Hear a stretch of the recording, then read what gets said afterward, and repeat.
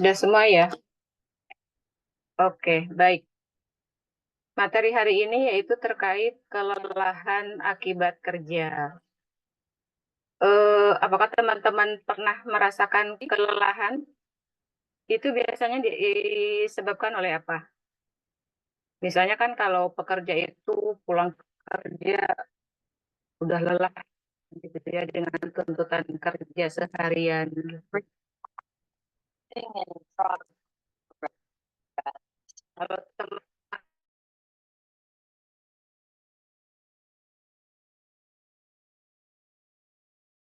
teman-teman biasanya kelelahannya disebabkan oleh apa? Ada yang mau sharing? Izin jawab ya Ibu, mungkin karena beban kerja yang berlebihan ya Bu, sama kurangnya waktu tidur dan istirahat yang menyebabkan kelelahan kerja.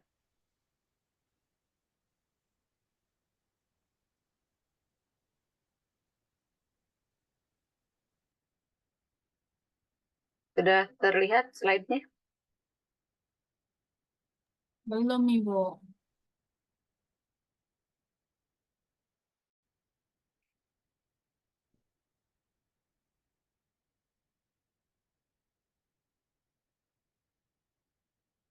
Halo, sudah ya? Oke, mungkin kenapa? Ya, yang berlebihan ya Bu, sama kurangnya waktu tidur dan istirahat Oke, atau kelelahan kerja.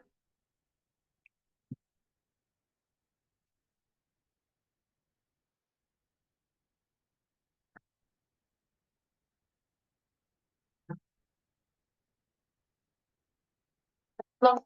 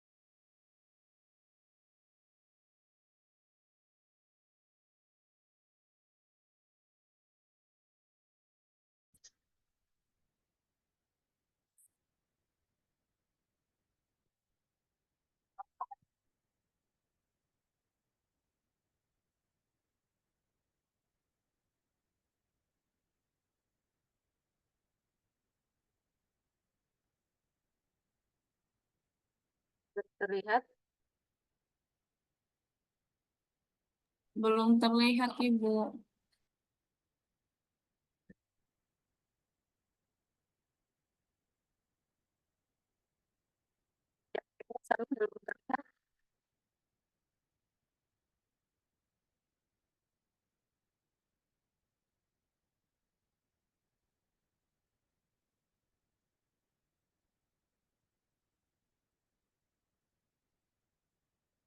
Sudah terlihat.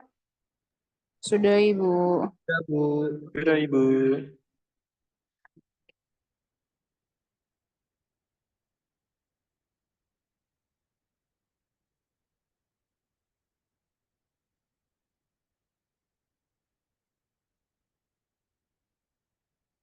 Oke. biasanya terjadi. Yang lainnya sama belum terlihat. Misalnya adanya pengurangan kapasitas kerja. Sehingga kalau sudah pun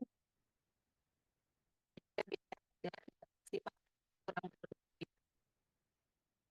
Kemudian itu Maaf Ibu, layarnya kelihatan tapi suaranya patah-patah lagi. suaranya. Iya. Oke, terdengar. Baik.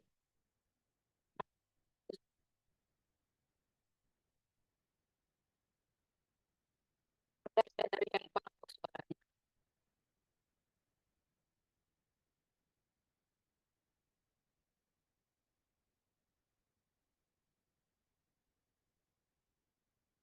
Oke. Kelelahan akibat kerja itu biasanya terjadi karena beberapa faktor. Di sini terdapat beberapa definisi, misalnya adanya kekurangan.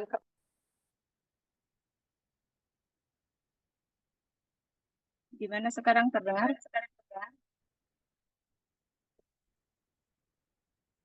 Terdengar tidak? Terdengar Bu, cuman masih agak terputus-putus dikit Bu.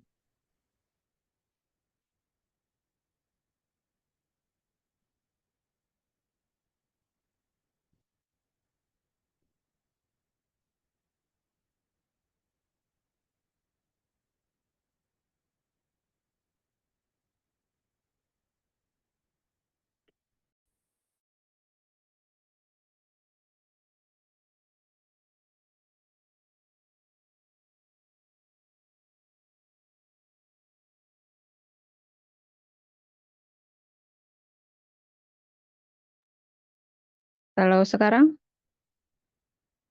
Ya sudah jelas, Bu. Oke, lanjutkan ya.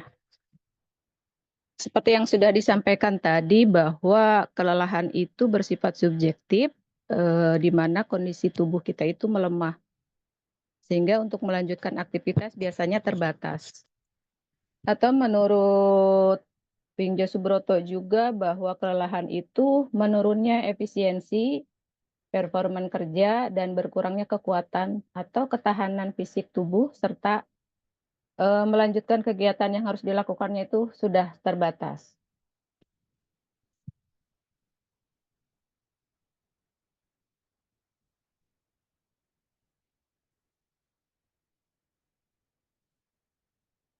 Kelelahan kerja itu terdiri dari dua. Yang pertama adalah kelelahan otot atau fisik kita. Sehingga biasanya kalau dalam kondisi kerja kita dalam kondisi stres ataupun banyak mengeluarkan energi, itu terjadi kelelahan otot. Sehingga menurunnya kekuatan dan gerak kita terbatas. Yang kedua yaitu kelelahan umum. Kelelahan umum itu perasaan yang menyebar yang disertai dengan penurunan kesiagaan dan kelambanan pada setiap aktivitas.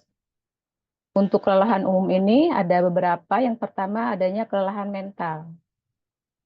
Kelelahan mental itu biasanya kaitannya dengan kegiatan atau pekerjaan intelektual atau dari proses berpikir kita. Sehingga kalau misalnya kita banyak menggunakan energi berpikir, itu mental kita biasanya yang merasa lelah.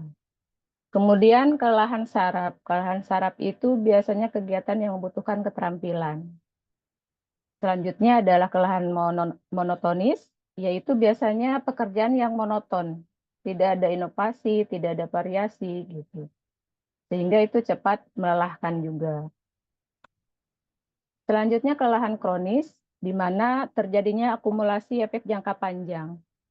Kelelahan yang terus berlanjut, hari ini, pekerjaan yang lalu, pekerjaan besoknya gitu kan. Sehingga terakumulasi.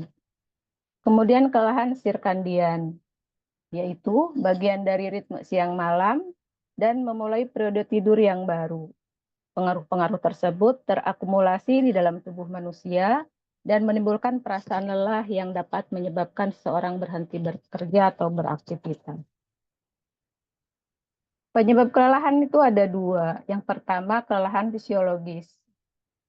Biasanya ini diakibatkan oleh kondisi lingkungan fisik di tempat kerja kita. Mungkin di semester 1 sudah dipelajari ya, lingkungan fisik itu apa saja. Selain ada kebisingan, ada suhu gitu kan. Kalau misalnya kondisi kerja kita dengan suhu ruang kerja yang panas, tentunya kita kan tidak bisa bekerja dengan maksimal juga. Tidak nyaman kan kerja kita. Sehingga menurunkan produktivitas. Atau berada di area yang bising. Atau suhu pun kalau terlalu dingin kan sama, kitanya tidak bisa maksimal gitu kan. Kemudian yang kedua yaitu kelelahan psikologis. Biasanya dipengaruhi oleh konflik-konflik mental. Bisa jadi kita adanya konflik dengan tim kerja atau dari pimpinan kita gitu. Atau kita bekerja kurang ikhlas. Sehingga itu mempengaruhi terhadap kelelahan psikologis kita. Atau kita pekerjaannya tidak gercep lah kalau bahasanya kan. Sehingga bertumpuk. Yang kemarin belum, yang hari ini juga sudah banyak gitu kan. Sehingga itu memicu kelelahan psikologis. Penyebab kelelahan bisa dipicu oleh medis juga. Misalnya yang sedang flu, otomatis sakit apapun biasanya cepat merasakan lelah. Kondisi kita yang ngedrop, kurang fit, atau yang gangguan tidur. Malamnya kualitas tidurnya kurang baik. Sehingga kan pada siang harinya kondisi tubuh kita kan kurang fit dan cepat memicu lelah. Selanjutnya ada gaya hidup. Kurang tidur, mungkin usia-usia teman-teman seperti ini masih ada beberapa yang senang gadang ya. Itu tolong diperhatikan gitu, karena kan akan mempengaruhi sama produktivitas kegiatan besoknya. Atau bahkan terlalu banyak tidur juga memicu cepat lelah. Yang sering konsumsi alkohol dan miras tentunya diet yang buruk, kurang olahraga. Diupayakan ada aktivitas fisik seminggu sekali. Kalau misalnya tidak bisa seminggu 2-3 kali. Itu untuk menjaga kebugaran tubuh kita tentunya. Bisa juga ini disebabkan oleh tempat kerja dengan pembagian kerja shift. Biasanya kan ada yang shift siang, shift malam. Atau di tempat tertentu juga ada shift pagi, shift siang, shift malam. Gitu. Tentunya dengan kerja shift malam biasanya jam kerjanya lebih panjang. Kalau yang dibagi 3 ya, kalau bagi 2 biasanya sama. Sehingga itu memicu cepat lelah. Tentunya kan malamnya kurang tidur ya, kita siaga bekerja. Gitu. Atau pelatihan tempat kerja yang buruk. Tentunya untuk menjaga produktivitas karyawan dari pihak manajemen itu perlu adanya pelatihan terkait soft skill atau hard skill.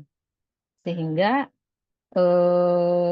pada prinsipnya pekerja itu akan selalu siap gitu. Ketika menghadapi baik itu tuntutan pekerjaan dari pimpinan ataupun tuntutan kebutuhan teknologi saat ini. Bisa dipengaruhi juga oleh stres di tempat kerja, baik dari ketidakmampuan kita untuk bekerja juga bisa memicu stres. Kemudian konflik internal dengan tim kerja, seperti yang tadi sudah disampaikan juga, atau tekanan kerja dari pimpinan kita ya. Itu beberapa contoh. Selanjutnya faktor psikologis tadi hampir sama. Misalnya pekerjaannya depresi, kemudian pekerjaannya juga kan tidak maksimal. Atau dalam kondisi kecemasan yang tinggi, misalnya punya masalah pribadi, atau masalah dengan temannya gitu kan. Tentunya itu mempengaruhi dari psikologis pekerja. Selanjutnya itu faktor-faktor yang mempengaruhi dari intensitas, durasi kerja fisik, dan mental. Tentunya kalau durasi kerja lebih lama, misalnya nih jam kerja pulang jam 4, tapi karena ada target, belum tentu kan kita bisa pulang jam 4. Tentunya harus menyelesaikan dulu gitu kan. Nah, itu bisa memicu kelelahan juga. Tentunya kita harus mempertimbangkan dari aktivitas fisik kita dan asupan nutrisi atau gizi kita. Gejala kelelahan tiap orang tentunya berbeda ya.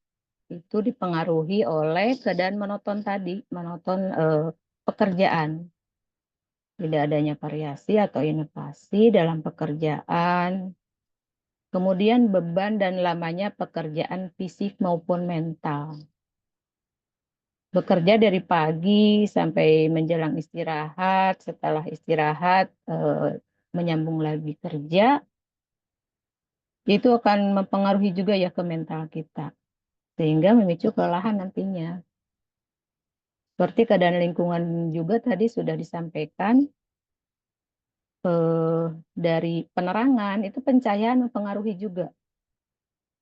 Kalau pencahayaannya misalnya pekerja kantoran ya, pekerja administrasi, menggunakan komputer, kalau pencahayaannya tidak memadai, maka tidak nyaman, sehingga belum tentu maksimal pekerjaannya. Atau dipengaruhi juga oleh keadaan kejiwaan, seperti tanggung jawab atau kekhawatiran. Kalau misalnya pekerja tanggung jawabnya kurang, ya itu mempengaruhi juga. Atau terjadi konflik seperti yang tadi sudah disampaikan. Bisa juga dipengaruhi oleh sakit atau keadaan gizi pekerjanya itu sendiri. Gejala-gejala di atas itu tentunya menyebabkan penurunan efisiensi dan efektivitas kerja fisik dan mental.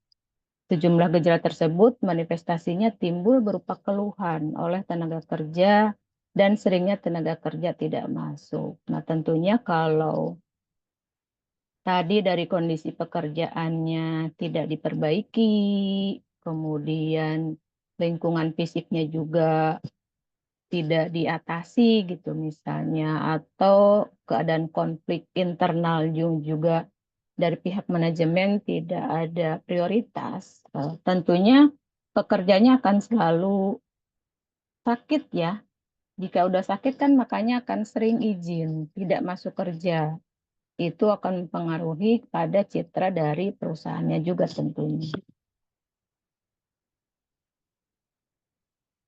Ini langkah-langkah mengatasi kelelahan kerja. Yang pertama, sediakan kalori secukupnya sebagai input untuk tubuh. Artinya, contoh kecilnya kita, pagi-pagi perlunya sarapan gitu kan. Karena untuk kinerja kita siang hari.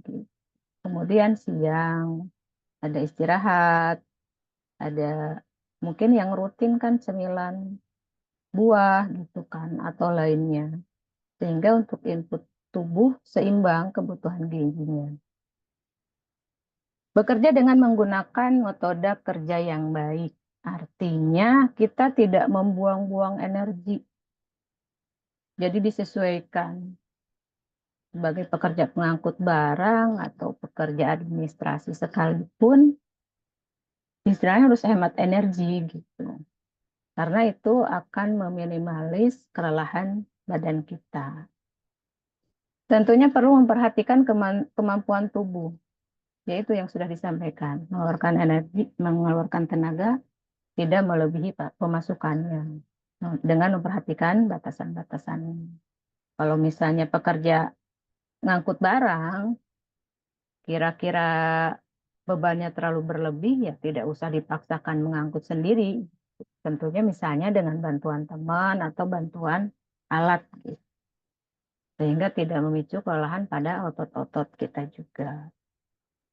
Kemudian perlunya memperhatikan waktu kerja yang teratur. Sesuaikan masuknya jam berapa, pulang juga sesuai, kemudian istirahat juga lamanya berapa menit, itu diperhatikan. Sehingga pada hari libur pun, misalnya ada yang kerja seminggu kan 5 hari, ada juga yang 6 hari. Hari Minggu kita upayakan ada rekreasi bersama keluarga, bersama teman, gitu. Itu untuk merefresh dari rutinitas atau kejenuhan bekerja yang selama 6 hari berjalan, kemudian atau juga yang sebulan gitu kan. Kemudian mengatur lingkungan fisik dari temperatur kerja, kelembaban, pencahayaan, kebisingan, getaran, bau, itu ada standarnya ya. Kemudian berusaha untuk mengurangi monotoni dari ketegangan akibat kerja. Misalnya kita udah pekerjaannya kan monoton seperti itu, kita coba untuk membuat suasana kerja kita dibikin apa ya namanya, betah kitanya. Atau kita juga bisa rutin di waktu-waktu yang tidak begitu krodit dengan mendengarkan musik gitu kan.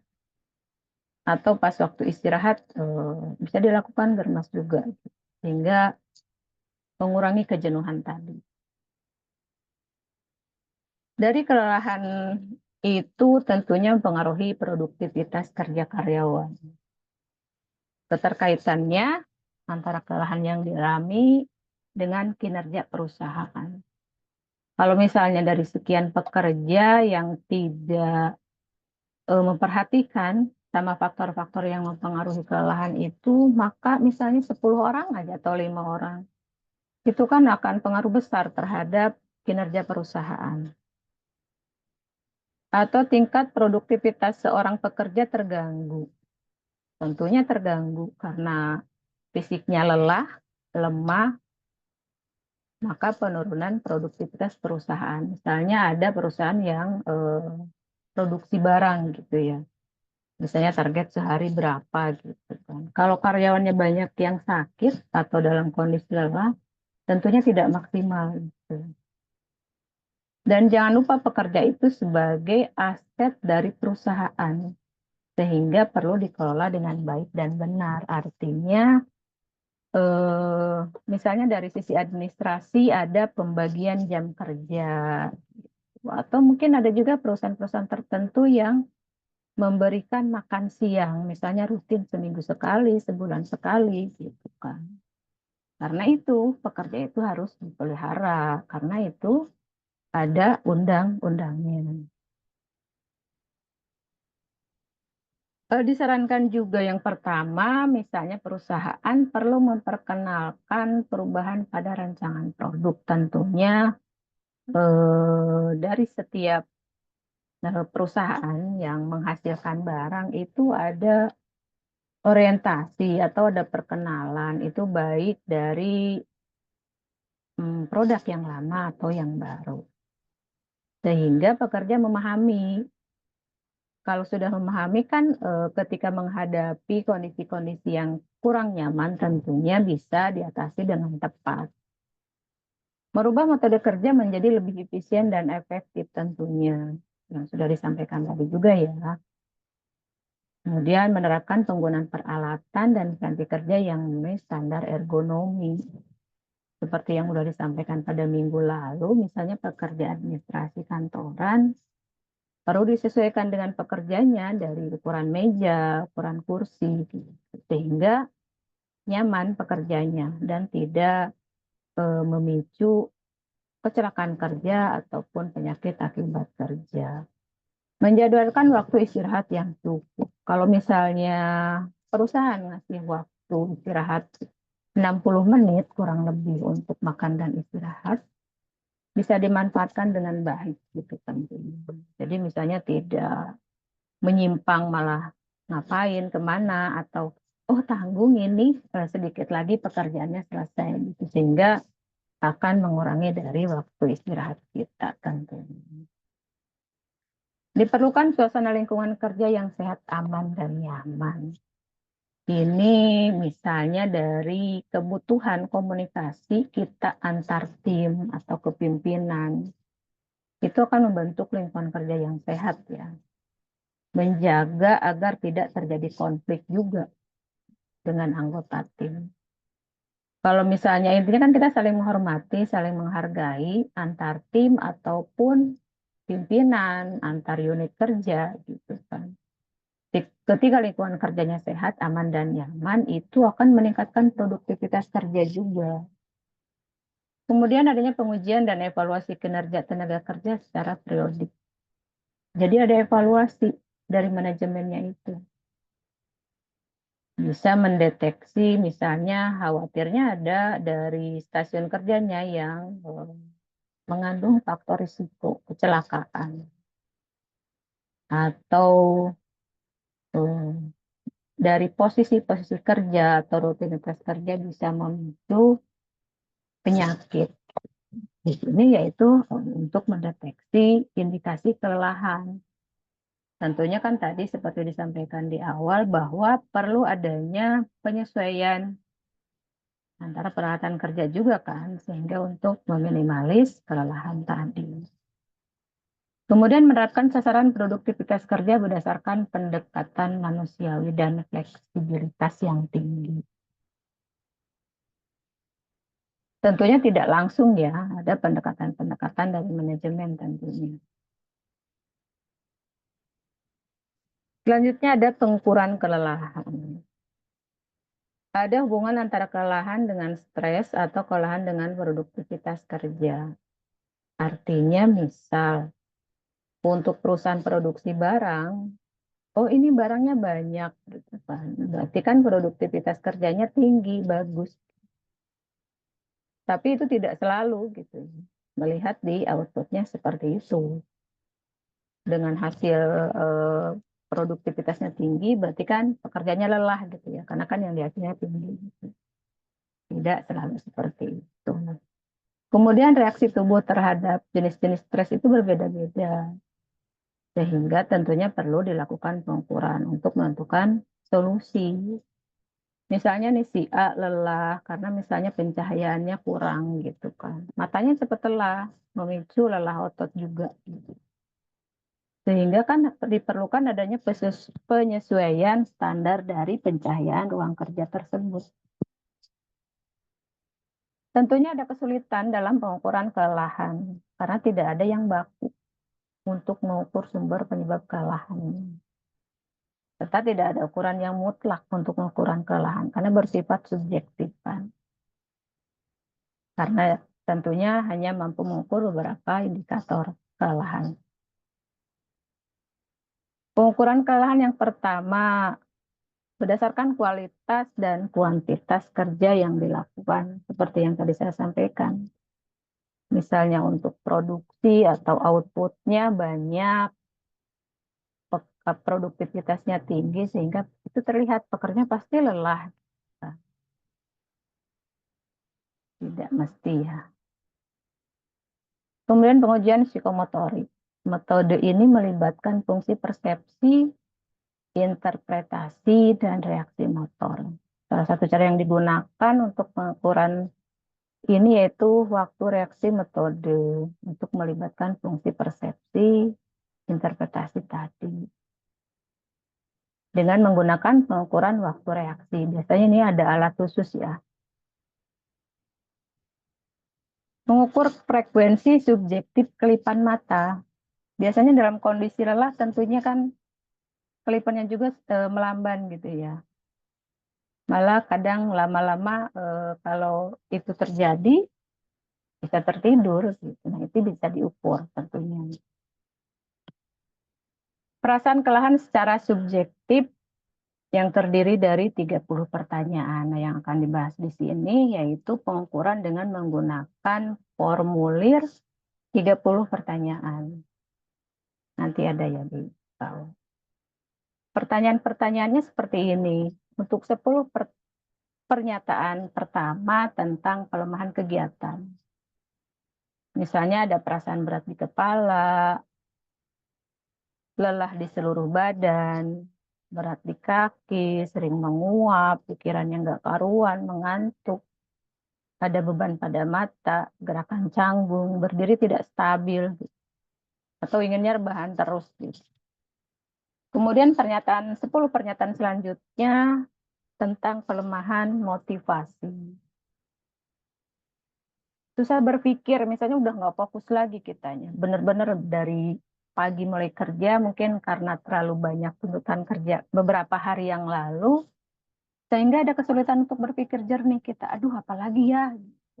Mungkin kebanyakan juga, nggak tahu untuk hari ini bodo amat mungkin gitu. Secara tidak langsung ya, reaksinya seperti itu. Malah untuk berbicara pun lelah gitu, untuk ngobrol. Atau gugup, dipanggil pimpinan gugup. Diarahkan seperti apa, tidak fokus. Sangat sulit untuk memusatkan perhatian. Mudah lupa. Sebetulnya kalau mudah lupa ya tidak dengan faktor kalahan ini ya, itu bisa terjadi sama siapapun.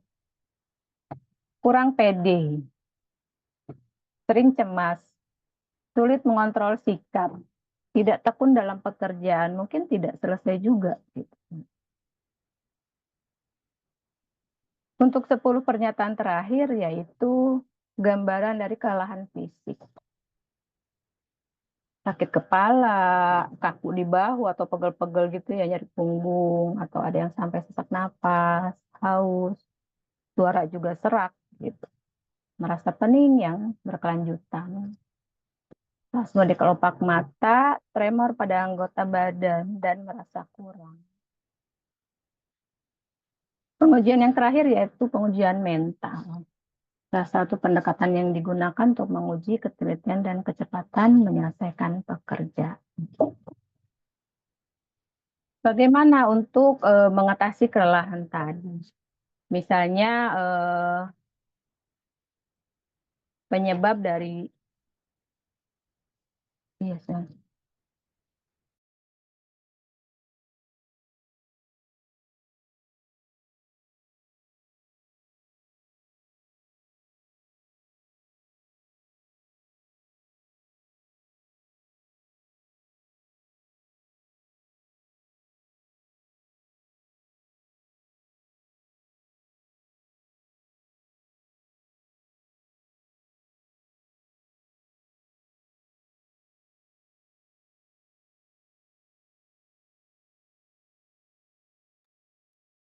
Oke, mohon maaf. Penyebab kelelahan itu, kelelahannya misalnya dari aktivitas fisik, dari kerja mentalnya, atau stasiun kerja yang tidak ergonomis, dari misalnya pekerjaan administrasi tadi, dari kursi, dari ukuran meja, dari posisi komputer gitu kan, atau sikap paksa, kerja statis dan lainnya, maka mengandung risiko. Misalnya motivasi kerjanya menjadi turun, performa juga rendah, kualitas kerja tentunya rendah. Karena dari penyebab-penyebab kelelahan tadi itu, karena kondisinya lemah dari lelah tadi, sehingga kualitas kerjanya biasanya malah minim gitu. Ataupun selesai, tapi malah banyak kesalahan. Memicu stres, memicu juga penyakit akibat kerja. Kemudian bisa cedera juga, atau terjadi kesalahan akibat dari pekerjaan itu. Kemudian cara mengatasinya seperti apa? Diperlukan penyesuaian kapasitas kerja fisik. Disesuaikan dengan beban kerja tadi. Tidak memaksakan. Kemampuan kitanya sampai di mana gitu kan. Sama, sesuaikan kapasitas kerja mental juga. Redesign kerja, sikap kerja alami, kemudian kerja lebih dinamis, lebih bervariasi. Gitu. Makanya kan ada yang posisi kerja bisa dilakukan dengan duduk, berdiri, gitu, sehingga lebih dinamis ya. Diperlukan juga didesain lingkungan kerja, reorganisasi kerja tentunya untuk mengurangi kejenuhan. Makanya kan ada beberapa unit kerja personilnya dimutasi gitu. Karena itu untuk mengurangi kejenuhan dengan harapan bisa meningkatkan produktivitas dari pekerja tersebut. Tentunya perlu memperhatikan kebutuhan kalori yang seimbang. Dimulai dari sudah pada hafal semua lah ya kebutuhan kalori. Terus tentunya yang lainnya. tidak sering jajan. Artinya dengan kondisi saat ini misalnya pengen jajan yang manis-manis kan sekarang pinggir jalan juga banyak gitu ya. Es siang jajan, bisa lupa sore beli lagi gitu. Itu tanpa kita sadari gitu kan. Kemudian istirahatkan setiap 2 jam kerja. Jangan monoton duduk aja gitu. Jadi malah otot-otot kita kaku. Gitu. Kalau bisa jangan sampai 2 jam. Kita melakukan relaksasi. Berdiri dari kursi kalau sebagai pekerja administrasi atau sekedar menyapa teman gitu, itu diperlukan. Manajemen pengendaliannya seperti apa? Tindakan preventif melalui pendekatan inovatif dan partisipatoris. Misalnya untuk stasiun kerja tadi ya, pekerjanya udah lelah dengan stasiun kerja yang tidak sesuai. Tentunya itu diperlukan inovasi untuk stasiun kerjanya gitu kan. Dengan memperhatikan antropometri dari pekerjanya. Kalau misalnya pekerjanya ya memang kan tidak tinggi semua gitu. Itu untuk gambaran dari kursi kerja kita. Kan kadang kursinya udah disediakan itu ya dari perusahaan. Sehingga bisa jadi kan kakinya gantung. Kaki gantung itu kan memicu kelelahan. Akhirnya kan nanti kakinya pegel atau bisa memicu cedera juga ya. Maka perlu dikasihnya bantalan di bawahnya. Kemudian di kolong mejanya juga nggak boleh ada barang-barang lain. Harus leluasa kaki. Sehingga nggak mudah pegel. Tentunya perlu tindakan kuratif juga, rehabilitatif, dan adanya jaminan masa tua. Yaitu dari manajemen biasanya kan ada BPJS. Seperti itu. Kurang lebihnya yang bisa saya sampaikan hari ini itu mudah-mudahan bisa dipahami. Nanti saya akan kirim kuesioner kelelahan. Sudah ada kelompok belum?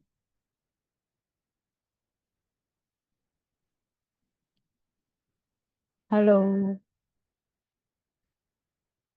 Jadi sudah punya kelompok belum? Belum, Ibu. Oh, belum. Semuanya ada 17 orang ya?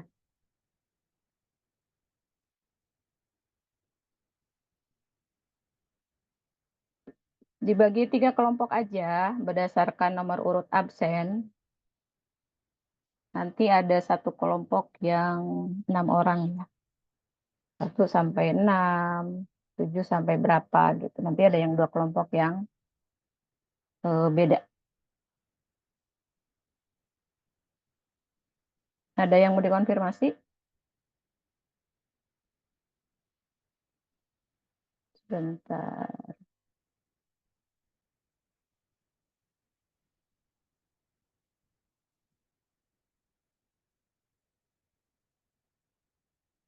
Ini ada kuesioner.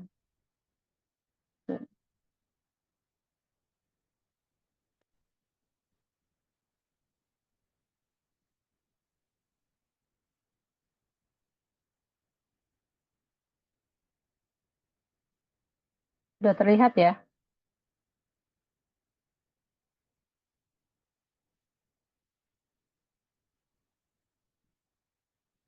Oh.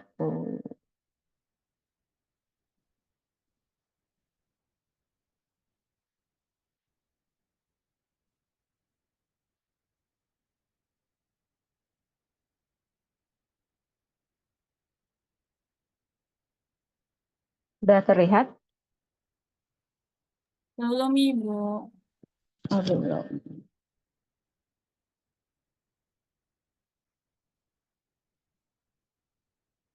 Masih belum muncul? Belum, Ibu. Masih layar hitam doang. Sudah, Ibu. Sudah terlihat. Oh, sudah. Ya. Nanti kelompoknya akan dibagi gali sesuai yang tadi. Ini teman-teman bisa belajar mengisi kuesioner kelelahan subjektif. Kalian bisa ambil data langsung, misalnya dengan wawancara narasumber, kan mungkin ada tetangga atau keluarga, kakak, gitu kan, teman sekolah sebelumnya yang udah kerja kan. Simpel aja, nggak usah cari yang jauh yang sulit. Tapi intinya kita tetap belajar gitu ya.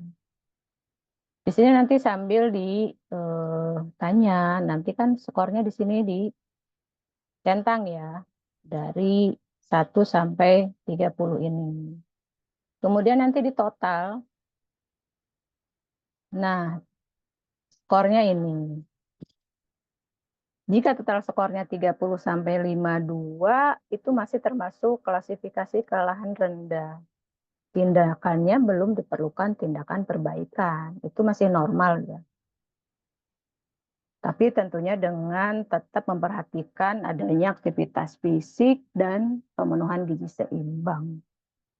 Kemudian jika skornya 53 sampai 75, klasifikasinya sedang. Mungkin tindakan diperlukannya tidak langsung saat itu ya. Misalnya nanti ya tanggal sekian ini dievaluasi lagi gitu kan. Atau di sini skor 76 sampai 98 klasifikasi kelelahannya tinggi. Diperlukan tindakan segera. Oh ini kelelahannya sudah sampai misalnya mengganggu atau menimbulkan penyakit apa, maka itu kan perlu dilakukannya konsultasi ke dokter terkait ya. Atau ini ada yang skor sampai 120 yang sangat tinggi. Diperlukan tindakan menyeluruh sesegera mungkin. Bukan hanya untuk konsultasi dokter aja, tapi dengan memperhatikan faktor dari lingkungan kerjanya juga.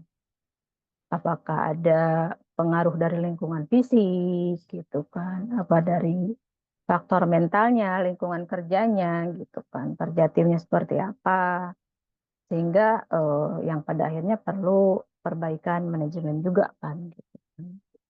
Nanti yang form ini saya kasih ke Galis.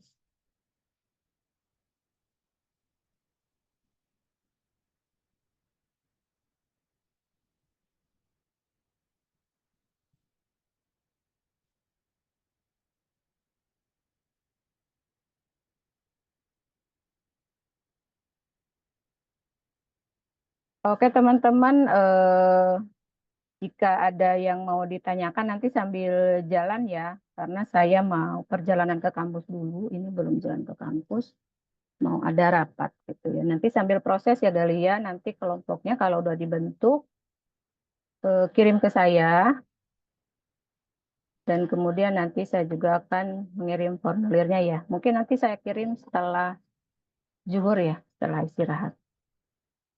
Oke, sepakat?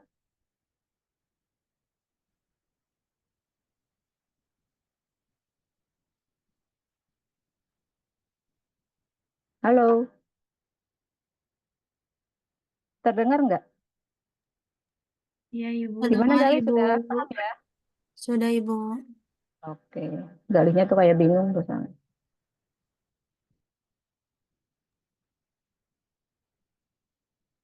Oke, untuk hari ini nanti komunikasi dilanjutkan sama Gali ya dari saya. Kurang lebihnya mohon maaf. Wassalamualaikum warahmatullahi wabarakatuh. Waalaikumsalam warahmatullahi wabarakatuh. Terima kasih, Ibu. Masih, Bu. Sama-sama, terima kasih. Izin lift ya.